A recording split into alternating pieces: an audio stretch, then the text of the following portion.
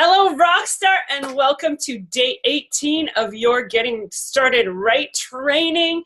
And today we are going to talk about something that is super we're passionate about. It fires us up, and this is the topic of leadership.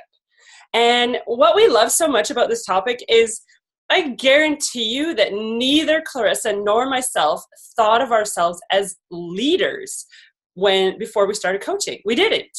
And if you had asked me, I would have been like, oh my goodness, I can't do that. I can't be a leader, because I had all of these preconceived ideas about what a leader was, that a leader it's a God-given gift. You're born with this talent, and none of that is true. Leadership is a skill. It's a skill that's worked on every single day. It's a skill that's worked on by pushing ourselves out of our comfort zones, which I'll get into a little bit. Leadership, there's no difference between the skill of leadership as the skill of social media, right? Social media is a skill that you develop. Communication is a skill that you develop. Meal planning is a skill that you develop. Scheduling your day so that you can fit in a workout is a skill that you develop, right? All of these things are skills, and you can learn by trial and error. You can also feed this leadership skill inside of you by great personal development books. John C. Maxwell is an amazing author, and he has so many good books out there on leadership and how to be a good leader for your challengers, for your team, and just in life in general, right? So the first thing about leadership is that you need to set your goals. What do you envision for your life? What are your 5 biggest things that you envision for your life? And we're not just talking about coaching. Yeah, coaching is awesome, and this can be an amazing part-time or full-time thing for you. We're talking about the 5 things that you want for your life. And share that. Share that with your team. Write them down. Share them with your team. Share them with the people the challengers that you're helping, because I'm sure that some of those goals, for me, one of my top goals is to make sure I'm taking care of myself. My challengers know that, and my team knows that. Because if I'm not taking care of me, then I have nothing to give. I always reference back to the airplane mask. It took me 40 years to understand why you would put your own mask on first instead of putting someone else's on. I'm trying to picture myself on a plane that's crashing and me putting my baby's masks on. That just feels like it should be more right to do that, but it's not. If I put mine on first, then I can help them and other people as well.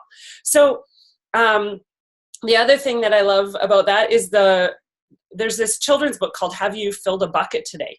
And I've read it with my class, I've read it with my kids, and we talk a lot about how we all carry this invisible bucket. And if our bucket is depleted because we're not taking care of ourselves, we don't have as much to give. So that is one of my number 1 goals for my life, is to make sure that I am taking care of me, because then I get to be the best me for everyone else. So share your goals. Share your goals with your challengers, your team, your friends, your family, whoever it might be. That's step number 1 in your leadership, mentorship, I guess, or goal of working on yourself as a leader. So step number 2 is to envision what you want your team to be, okay? So establish a vision for that team, for your team. Even if it's just you right now and maybe you're on your way to Emerald, what is the vision for your team? I'm sure that some of you had an idea of what our vision was just by our team name, Team FreeToBe, right? So that can mean so many things for so many different people. FreeToBe for Clarissa is completely different than it is for FreeToBe from me, right? She struggled with food, she had eating disorders, and she is free from that. For me, mine is the ball and chain of life. The ball and chain of not feeling worthy my entire life and fighting for that freedom. So it can be something different. When you think of Christina's team Elite Vitality, just the 2 words, elite being prestigious, vitality being living with that energy and that passion for life. And then uproar just makes me think of raw, we're taking over. So create a vision of what you want for your team and your team culture, and then share it. And if you don't have anybody to share it with us, share it with your spouse, share it with a partner, share it with a good friend, share it with your parents or your sibling, but share it so that it's out there, so that the universe knows, okay, this is the vision for this team, okay? Now, this is where we kind of get into the nitty-gritty here with where we're going to talk about limiting beliefs. And the reason I call this nitty-gritty is because we all have them. Limiting beliefs are what we work through almost on a daily basis. And we might not even be aware that we're working through them. So I know that Tony Robbins talks a lot about limiting beliefs. I did a ton of work on limiting beliefs in my life coaching course, and it's one of the things I'm most passionate about, because basically what limiting beliefs stem from is fear.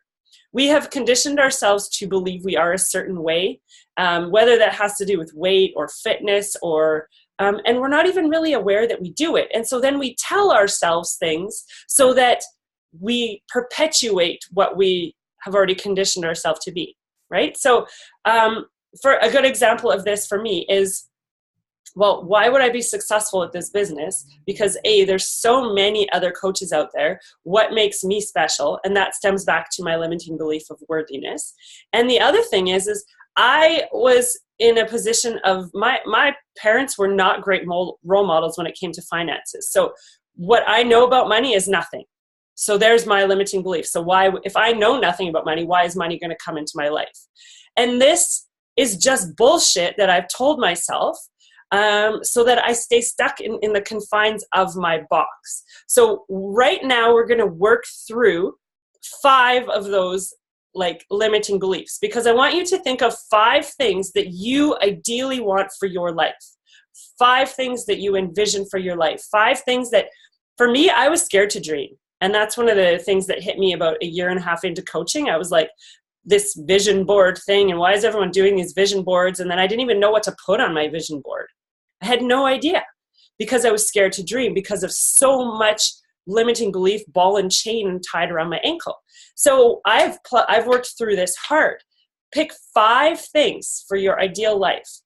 But when you write it down, you're going to write it down with like, what you write down your thing, and then you're going to leave a significant amount of room, and then write down the next one, and then leave room, and then write down the next one.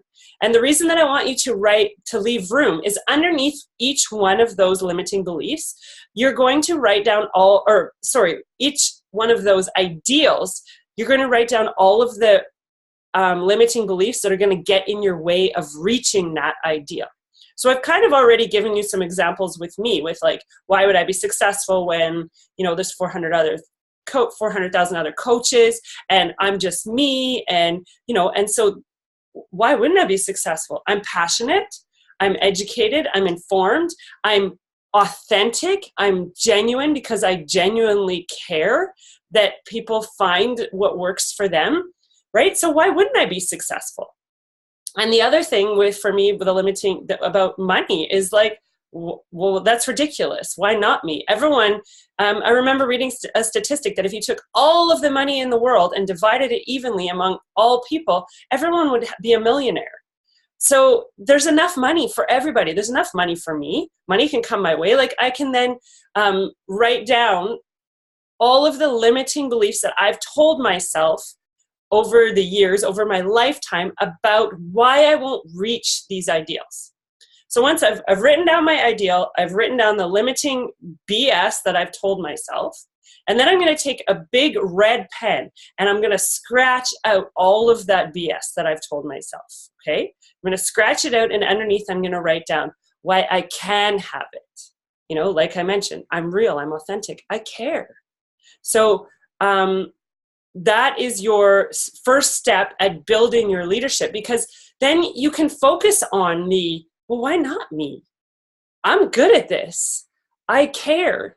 I'm driven. And that becomes the foundation of you as a good leader. And then you can work on specific skills by reading or listening to those books, the personal development books that we talk to. You can also just be resourceful. There's tons of trainings on YouTube. And the other thing too is just keep adding value. Add value to people's lives. It's going to keep upping your belief in yourself as a leader. And ultimately, that's where that comes down to. Even if you're just leading one person, you are a leader.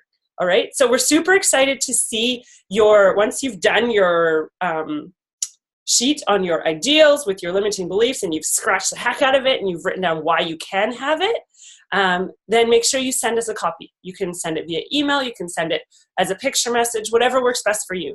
And we're super excited to see you work through some of that, BS, so that the BS meter isn't way up high. We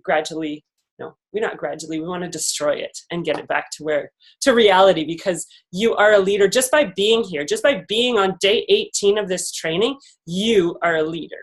All right. And we're going to focus on that and move forward from there.